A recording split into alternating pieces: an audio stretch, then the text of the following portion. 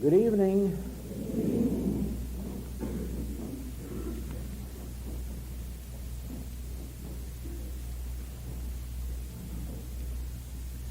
Somehow I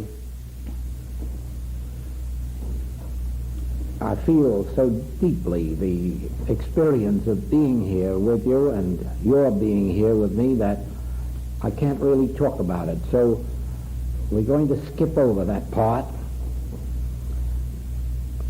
because I know I can just leave it with you to know how I feel about you all being here.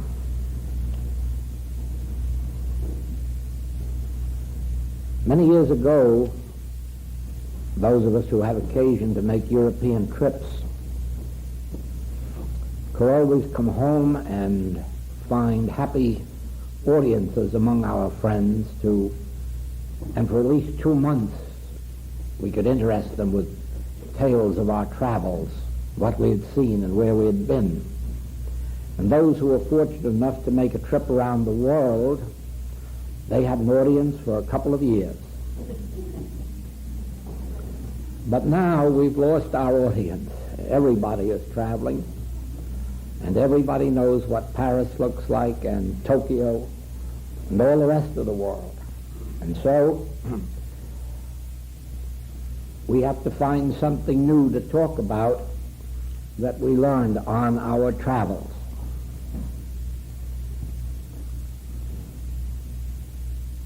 From the moment that we reached Europe after leaving here 2 months ago,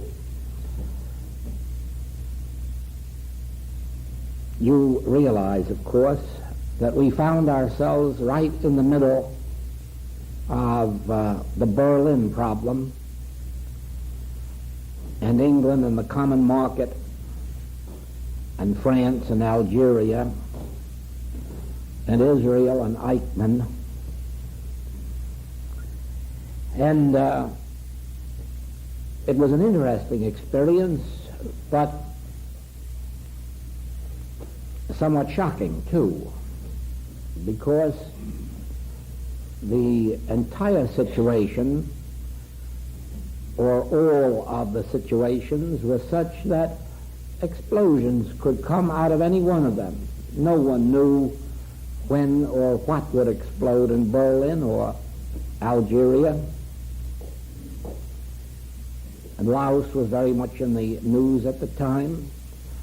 And within 2 or 3 days after our reaching Europe, our president was over there.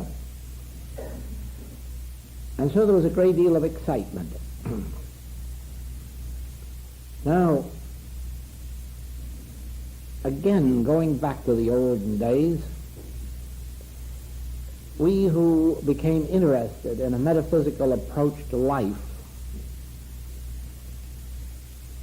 thought almost entirely in terms of what it would do for us, whether it would heal us or our families, or prosper us, or perhaps be the means of our finding some happiness or a home. But I know that you realize that those days are past. It really isn't going to make any difference, or any great difference, whether you're sick or well, or rich or poor, or happy or unhappy, if the world doesn't stay in one piece. This is the time when it should be very easy to follow the Master and take no thought for our life, because all of a sudden our life is, as an individual thing, of secondary importance. The main thing now is the life of this world and the demonstration of the life of this world. We can well accept the fact that if the world lives, we'll live too.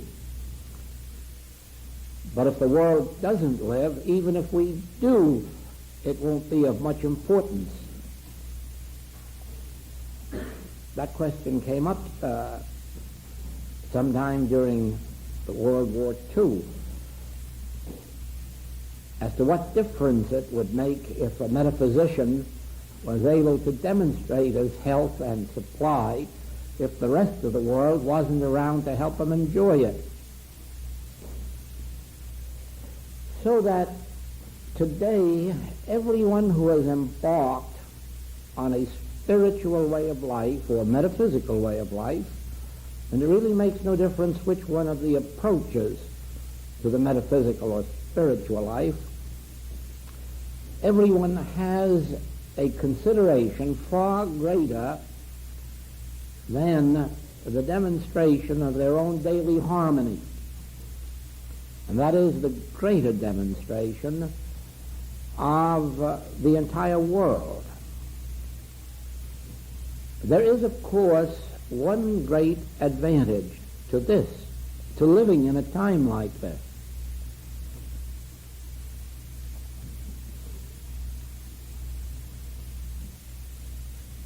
We are all faced with this. Not is there a way whereby I can live more peacefully, healthfully, prosperously. But the question now is there a principle of life? Is there a principle, a spiritual principle, a metaphysical principle that will govern the world? Is there a principle in any of our teachings which can now be depended upon to prevent the extermination of civilization? That is the nature of the age in which we are living now. There can be no question, with all of the years that we've had to witness what metaphysical and spiritual living can do, there can be no question but that any individual can rise so high above the immediate circumstances on earth as to make himself immune from the disasters of this world. But if that is all that is concerning him, he may find it a lonesome place to be.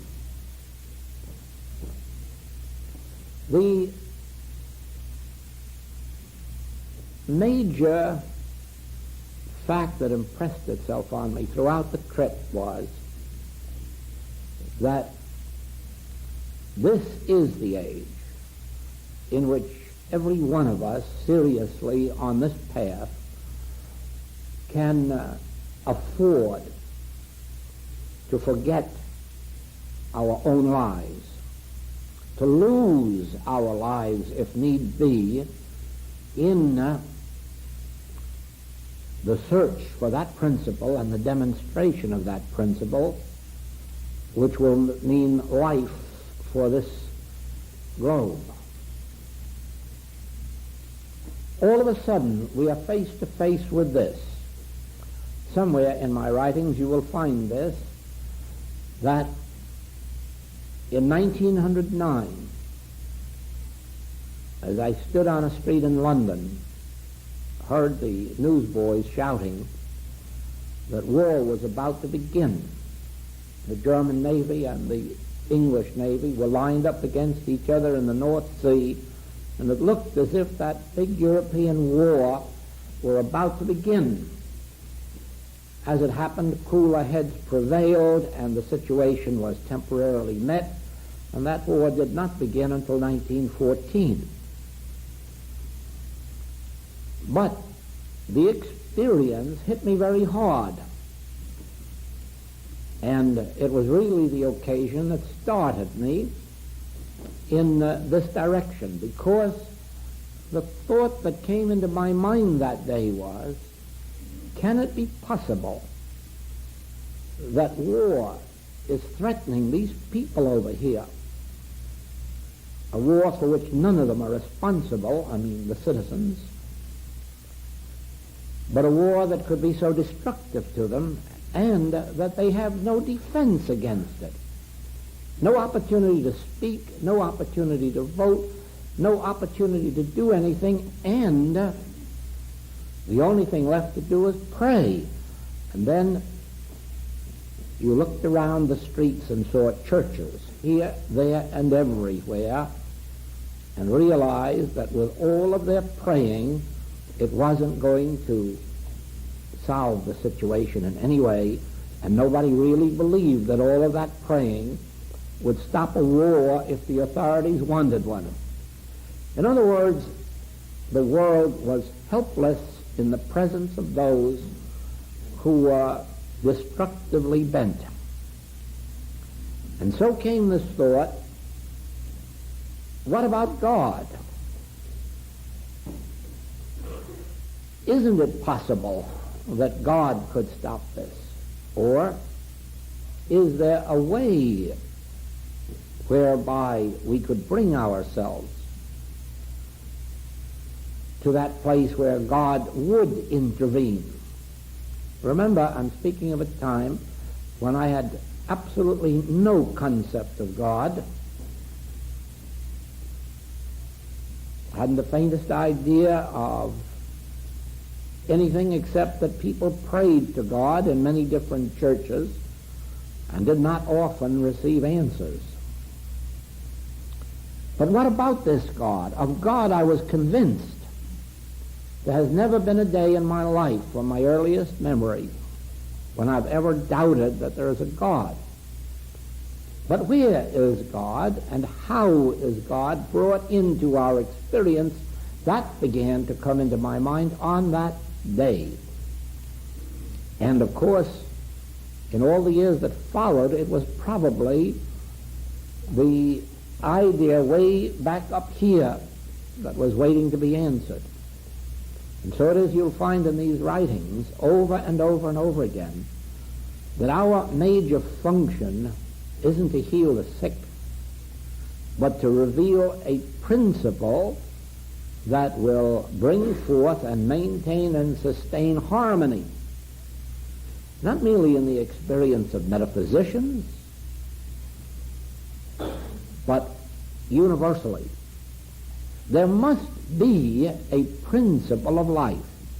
There must be a God principle, and it can have no religious connotations. I mean by that, it can't anymore care for God's chosen people, the Hebrews, than it can care for the Catholics who believe they have the only true God. It cannot care anymore for Protestants or Vedantists or metaphysicians.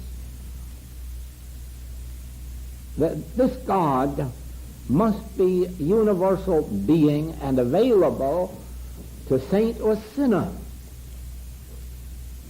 It must be available to rich or poor. It must be available to those of any color, race, creed. And when we discover that God, we will have God on earth as it is in heaven. So it is that on this trip all of this came back again, and the question over and over again, has that which we have discovered, is it possible that that which we have proven in our individual lives, is it possible now that this can be the means of not only restoring peace on earth, but maintaining it there forever? Well, of course, in our work, the students who have worked seriously with this message all have undertaken the task of daily work for world affairs. And so we've had many, many experiences in many parts of the world of bringing the realization of this principle into the experience of communities and community affairs. And so on this trip, that occupied a great part of our time. We started in England with a problem. I think I put it this way to the students: we have a problem. The Red Sea is in front of us, and Pharaoh's army is in back of us, and we have to get out. This isn't only your problem or mine, this is the world's problem. The Red Sea is in front, and Pharaoh's army is in back, and we're caught in the middle. And can we get out? Not only we, but remember, we have to take the entire world with us. And so our work for these past 2 months was based on that problem and solving it.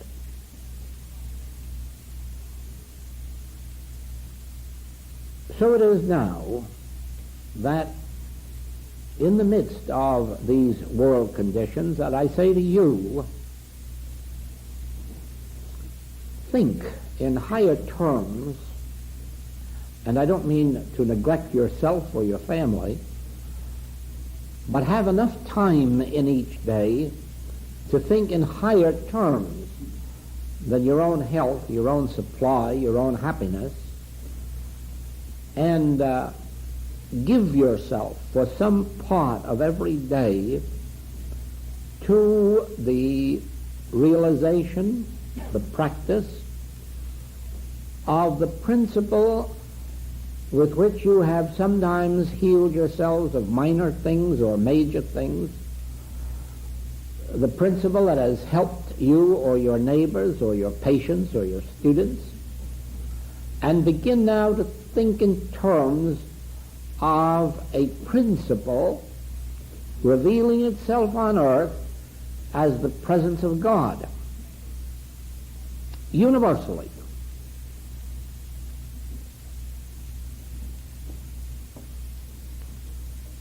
To pray that God overcome these evil conditions on earth is a waste of time. Anyone who engages in an activity of that kind is just carelessly or ignorantly throwing valuable time away. If God were going to stop the atrocities on earth, he could well have begun back in Pharaoh's day and done it for the Hebrews, or in Jesus' day and done it for his followers, or in the days of the Middle Ages, or in our recent wars.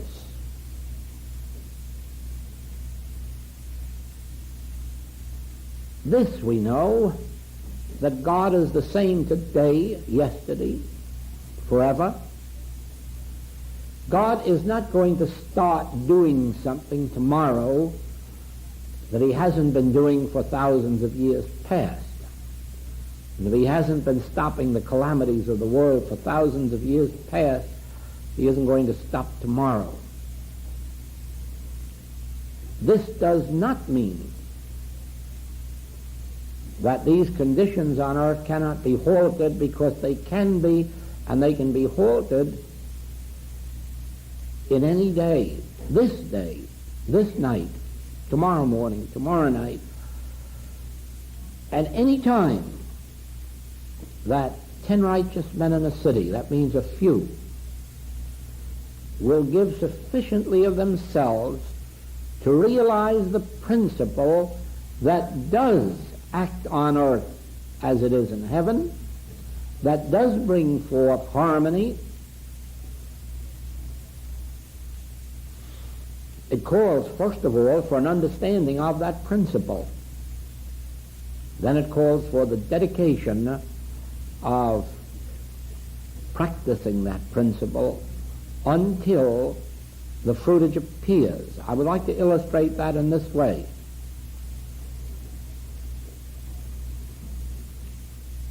There are certain diseases, and especially certain diseases to which children are subject, that do not ordinarily lend themselves to quick healings metaphysically.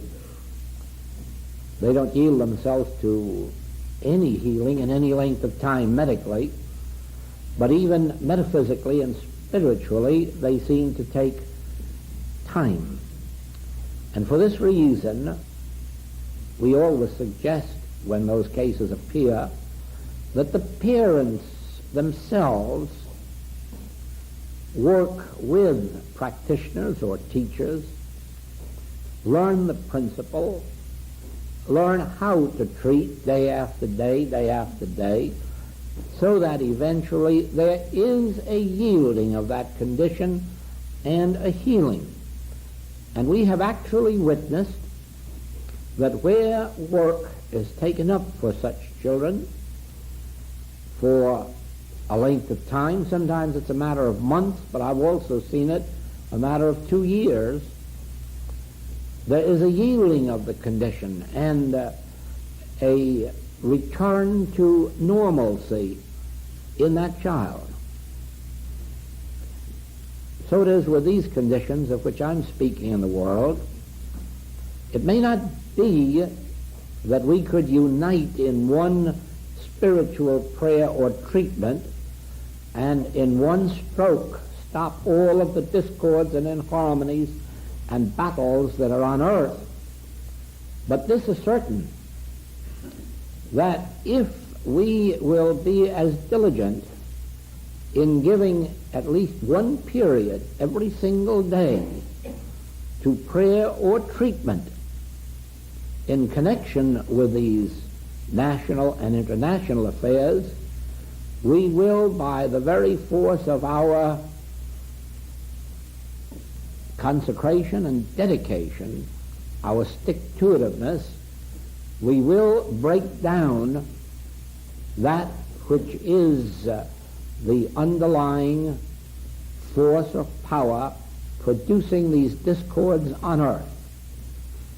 Now, as you know,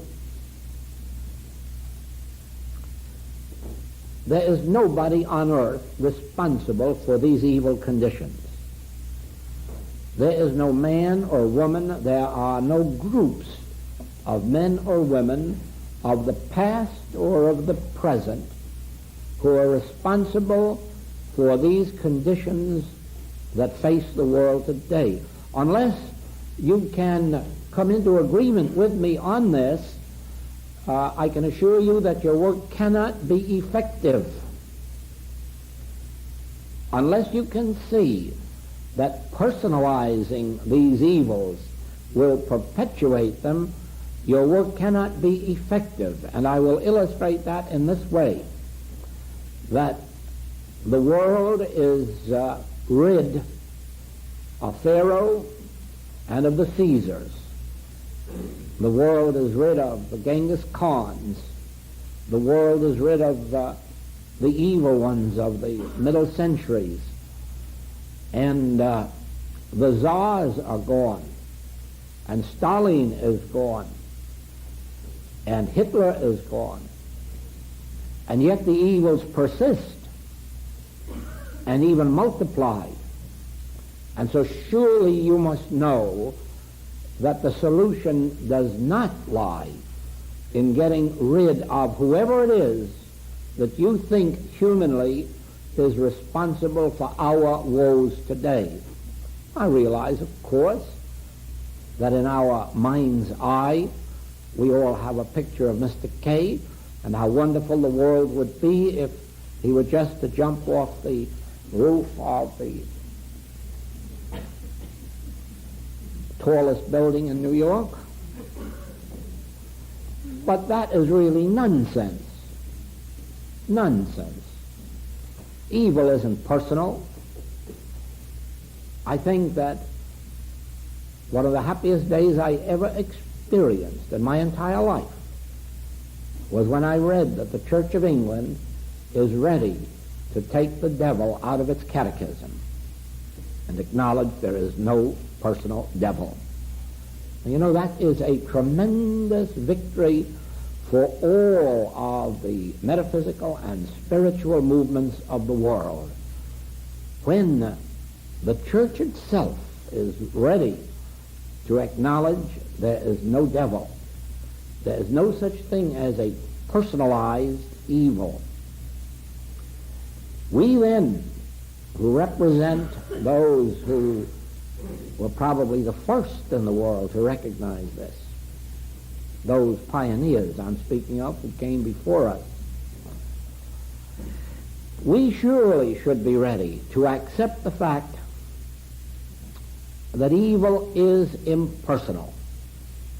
Now, those of you who have had experience in even a small degree of healing work among your friends and your family, if you've worked with the principles of the infinite way, you have already proven that the impersonalization of evil is about 3/4 of all that is necessary for the healing.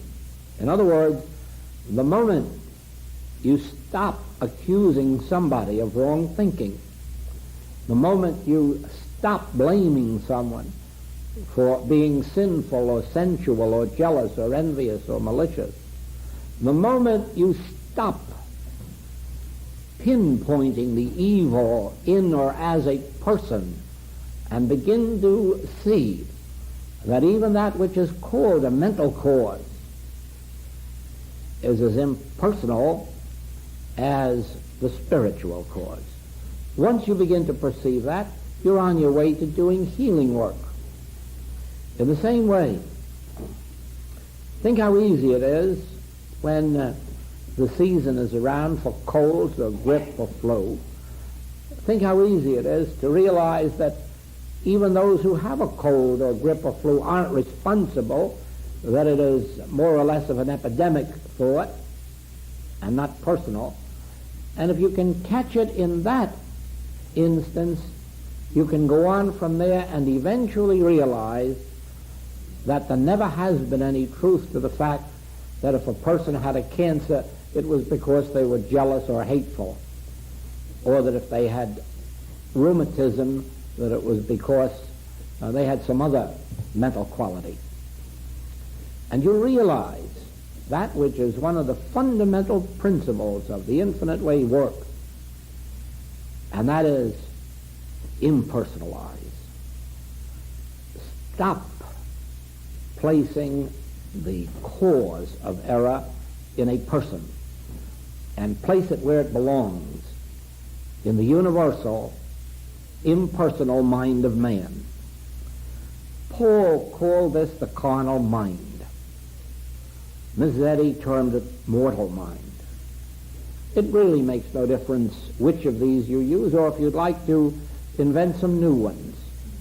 The main thing is that you understand that there is no carnal mind, there is no mortal mind, that these are merely the words we use to describe the belief in two powers, that which cast Adam and Eve out of Eden.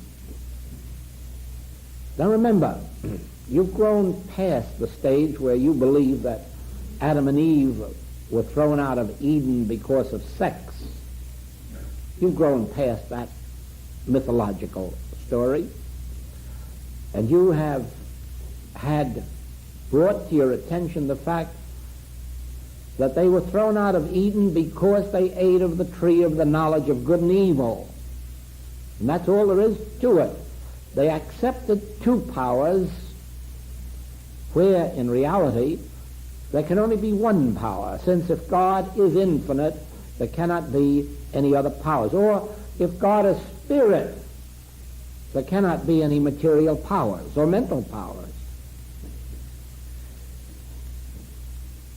When, then, you realize that over the centuries, this belief in two powers, the belief in good and the belief in evil, has become strong enough really to be hypnotic, so that we are all hypnotized with the belief that this is good and this is bad.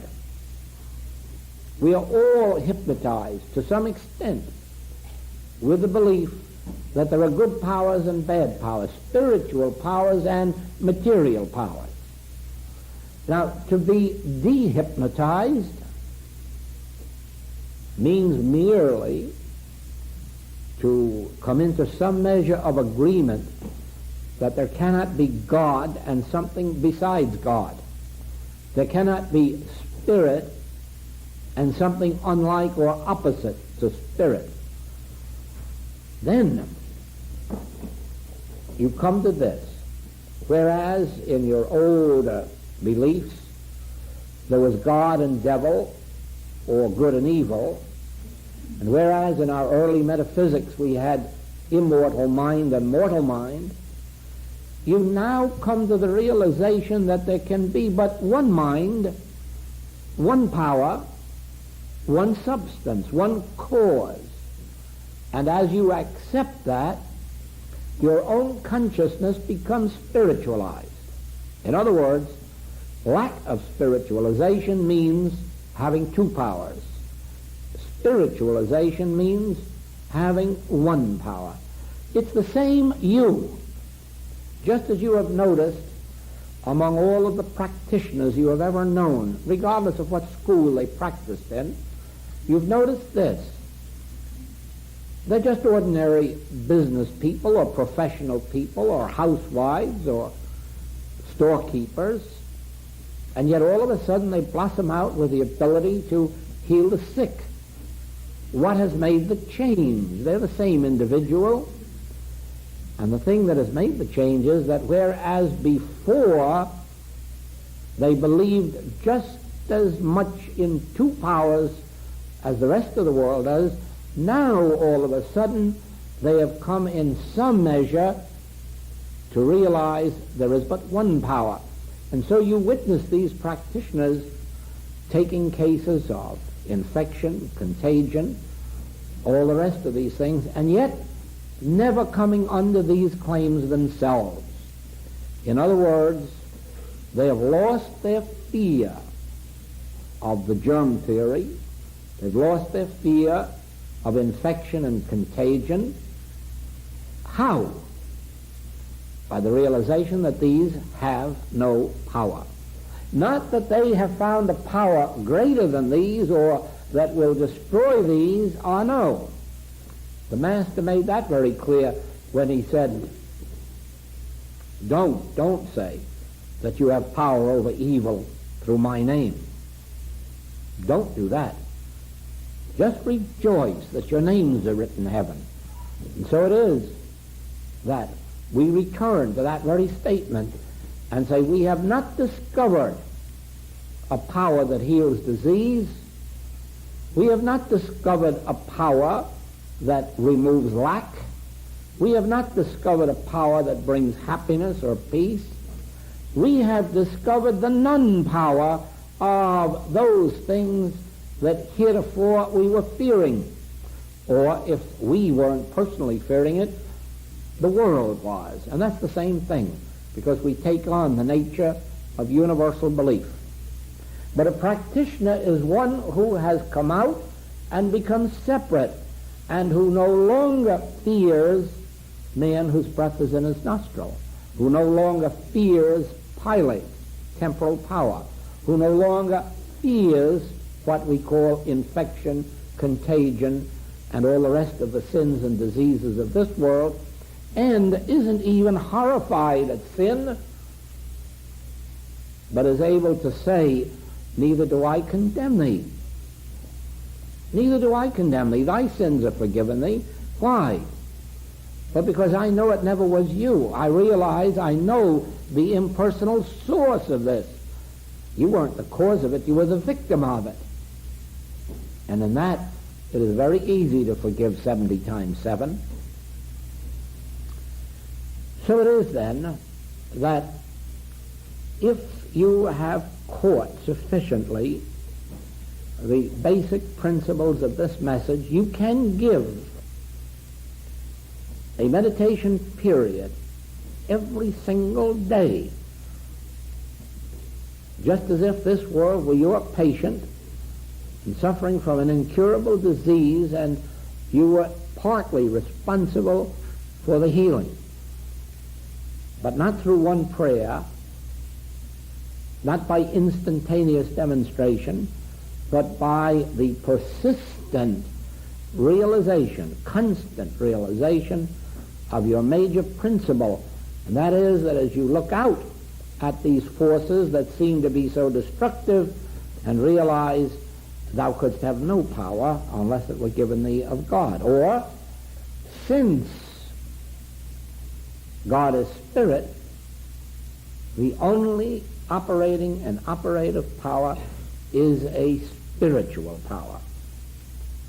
Well, of course, that brings us now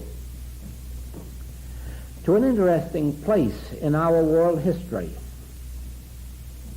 Steinmetz, early in the century, when asked, what do you think will be the greatest discovery of the 20th century, answered, the discovery of the nature of spiritual power. That was his answer. And in this century, the nature of spiritual power is to be revealed. And of course, the first thing comes to your mind is, well, certainly the world has always known about spiritual power. Well, don't you believe it?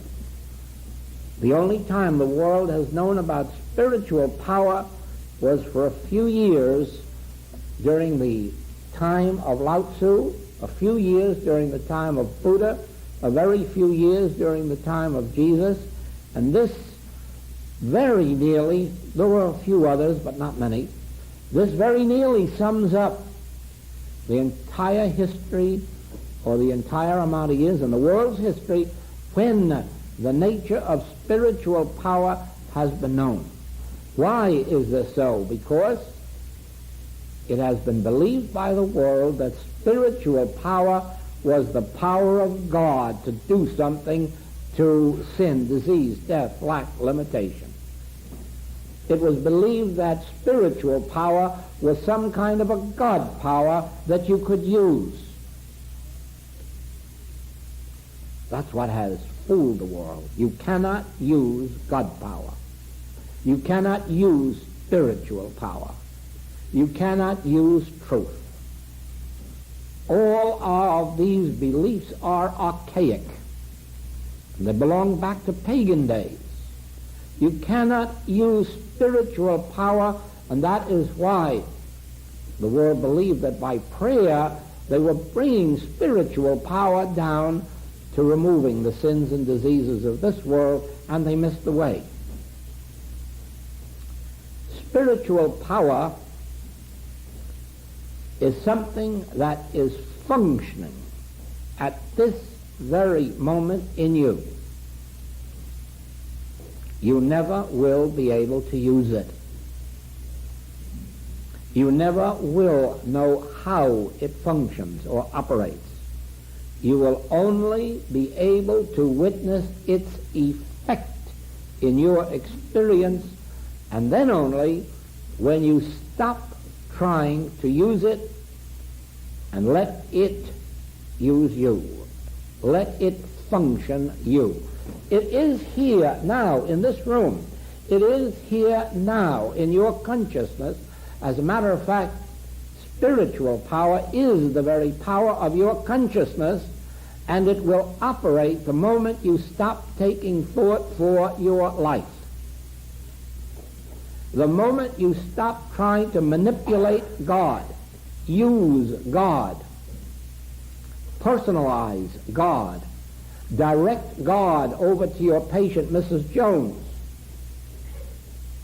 The moment you stop that, spiritual power will be functioning for you and for your patient.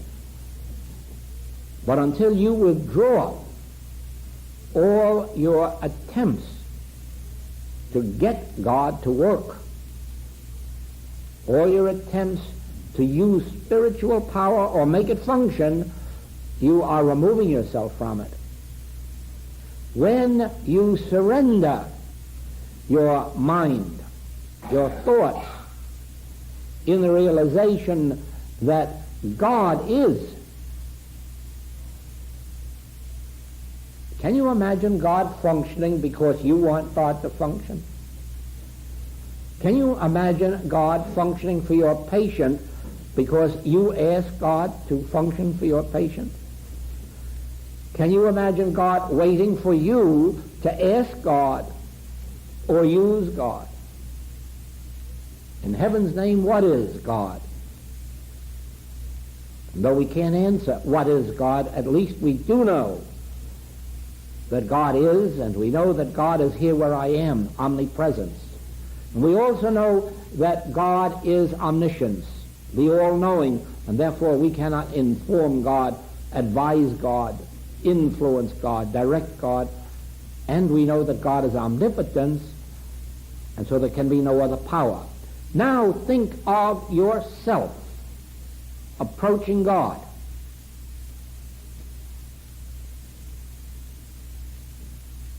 And remind yourself, you must not attempt to tell God anything. You must not attempt to reach God. And you must not attempt to use God. And now place yourself in that position and watch how beautifully God functions. Because you have removed yourself. You have removed your beliefs, your theories, your conditioned mind, your concepts of God. Do you not see that only when you can accept God as spirit can you really be the beneficiary of God's work? When you accept God as spirit, you instantly lose all fear of material powers, human powers, mental powers. You rest in the assurance of His presence. But in the assurance of His presence, remember, there can be no other presence. None that you have to use His presence for or against.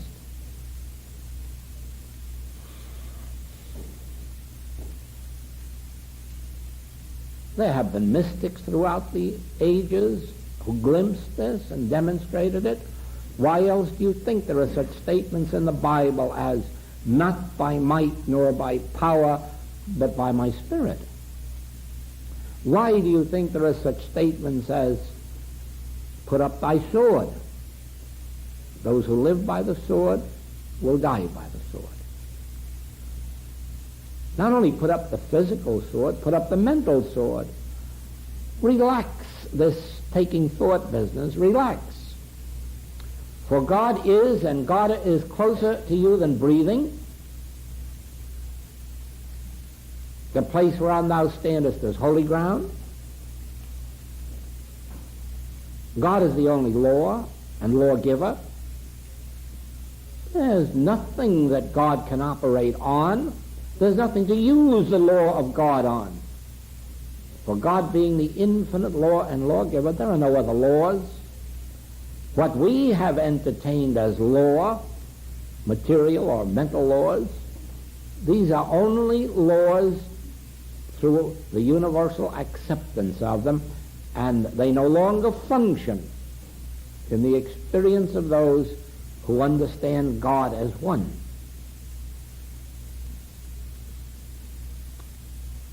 That is all there is to a practitioner, really, is an individual who has come in some degree to see that God is one, and beside Him there is no other. A practitioner is only a person such as you and I, who has in some measure glimpsed that you cannot use God. God already is and lets God function.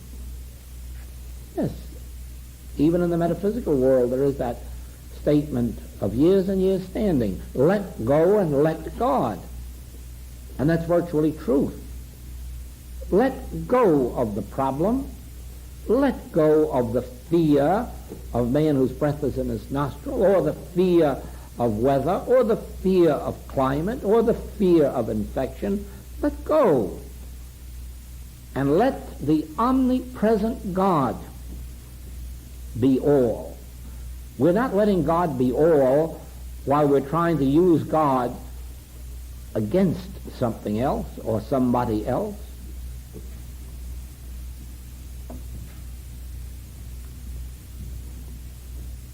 Many years ago, it was quite common for some people in the metaphysical world to fear malpractice.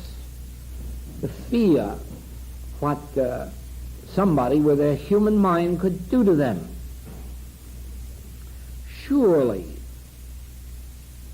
you have recognized that the only form of malpractice there is self-malpractice. That when a person indulges in evil thinking of any nature, they're malpracticing themselves, because it is they themselves who are accepting the belief in two powers. And there we are again, back to the original belief in two powers. When a person believes that they can do good with their thinking or do evil with their thinking, they're accepting two powers. In one instance, the power of good, in the other instance, the power of evil. They're wrong in both cases. You can't do good with your thinking, and you can't do bad with your thinking. In other words, you can't do anything except deceive yourself. And the reason is that God is the only power. God is the only law. Above all things, I am convinced that it is the metaphysicians, the spiritual students of this age, who are going to establish peace on earth. I'm convinced, beyond all question of doubt, that the work that is being done by metaphysicians and by spiritual students is the solution to the world problem. But particularly those students who have realized that you're not going to use God to destroy your enemy. God isn't going to destroy your enemy. If you have a realization of God, you will discover you have no enemy, for there are no other powers. There is only one power. And therefore the acceptance of an enemy is the acceptance in your own thought of a world belief in two powers. Even though you believe in two powers, it isn't your fault and it isn't your belief. It's still universal. But whereas that belief is in two powers is universal, it operates by individual acceptance, and it ceases to operate by individual rejection. Again, that is what constitutes a practitioner, one who consciously rejects the universal belief in powers other than God, in activities or laws other than spirit. A practitioner is an individual who, in some degree, has come to realize that since God is, we have nothing to fear, and thereby has come to a place in consciousness where they no longer fear those things that the world fears. In other words, they have come out and they've become separate. This is much more easily achieved when we have learned to impersonalize good and impersonalize evil. When we have come to a place in consciousness where we realize, I cannot do good. Why callest thou me good? There is but one good, and that's the Father within me. When we have come to that place of renouncing personal good, self-righteousness, self-justification, and realize whatever measure of good flows through any individual is that measure of God flowing through. And then understanding there is no evil person, and whatever measure of evil is functioning or flowing through any individual is the degree of that universal belief of two powers not yet detected and rejected.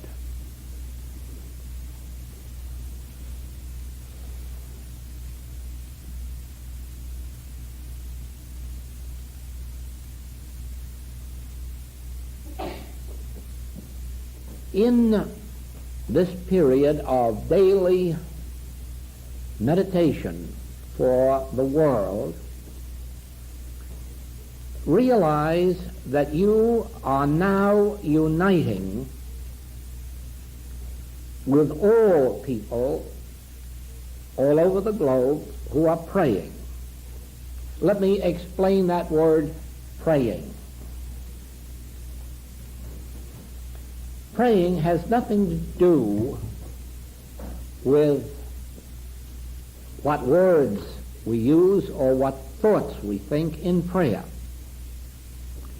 Praying has nothing to do with whether we are praying Catholic thoughts or Jewish thoughts or Protestant thoughts or metaphysical thoughts. Praying has nothing to do with words or thoughts. Praying has to do with one's motives. Now then, wherever there is an individual who is turning in prayer